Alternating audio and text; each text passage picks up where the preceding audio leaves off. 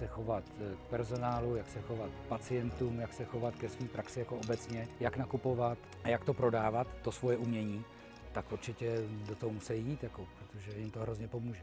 Nebát se navyšovat ceny, nebát se si říct za tu hodinu práce to, co nám náleží a vůbec toho nemít nervy. Jako. My děláme medicínu a chceme být lidem hodný, ale zároveň jako chceme být někdy občas zbytečně levný. Jo, takže to je blbost. Jo, být dobrý znamená být ne předražený, ale cenově bych řekl na úrovni. Řešil jsem provoz praxe a jelikož jsem soukromý stomatolog od roku 1994, teď už to nespočítám, jak je to dlouho, ale je to strašně dlouho, takže se potkávám od začátku s ekonomikou, s PR a s řešením cenové nabídky, kontrola materiálu, kontrola ekonomiky, takže se všema těma věcma, a který mě samozřejmě strašně nebaví. Ale snažil jsem se delegovat na nějaký manažery a účetní je základ samozřejmě, ale ten management tomu nemůže rozumět, protože ta stomatologie je tak specifická, že ekonomické pravidla na ně obecní neplatí. Jo. Takže zase se mi to vrátilo nazpátek, takže máte manažera, kterýho platíte, ale stejně to musíte kontrolovat vy. Tak jsem si říkal, musím se v tom nějak vzdělávat a oslovil mě tady Tomáš, který si myslím, že udělal geniální věc, který vymyslel tu ekonomiku provozu a všechno, co se týká přímo pro zubaře. Teď se mu to rozrostlo i na jiné obory, které podnikají ekonomicky, to znamená, nevím, plastická chirurgie, gynekologie oční.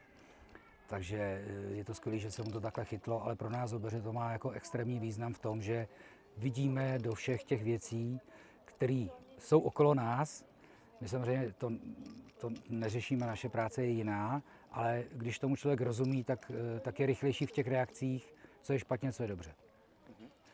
No, jednak, že znám Tomáše opravdu desítky let a vždycky měl, když jsme byli na nějakém školení, tak měl tam svoji část ekonomickou, že nás učil rozumět těm ekonomickým věcem.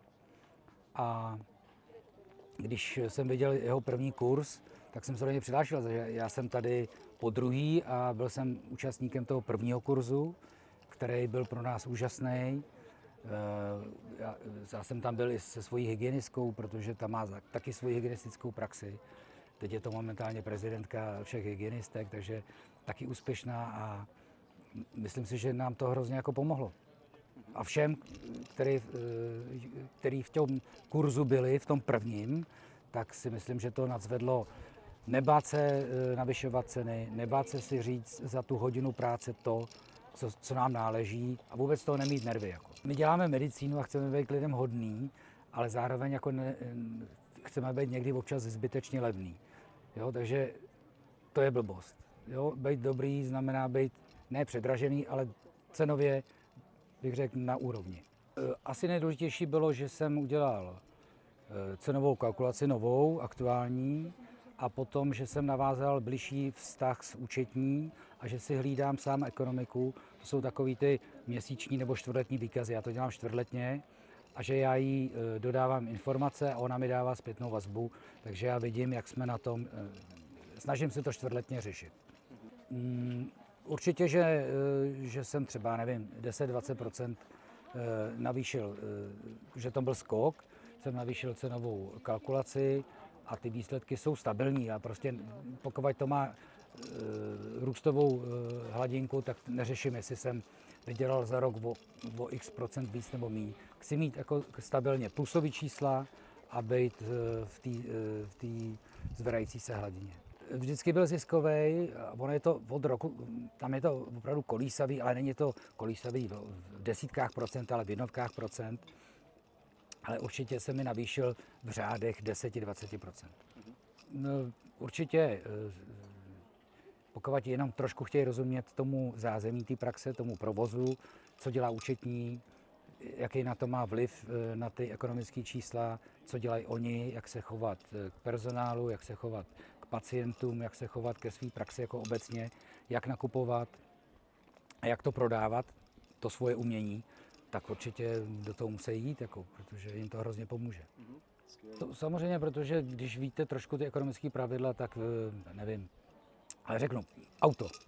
Potřebuji si koupit auto na firmu A teď ekonomicky řeším, jestli operativní leasing, cena auta, nový, prodaný, jo, jak ho budu využívat, tak to, když trošku rozumíte ekonomice, tak se můžete mnohem líp rozhodnout.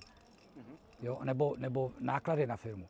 Jo, my hold DPAčko je u nás, ale máme spoustu možností, co si dát do té firmy a to je ten kurz, který vám pomůže rozšířit si obzor, co všechno se dá do nákladů do firmy, aspoň aby jsme měli ty náklady.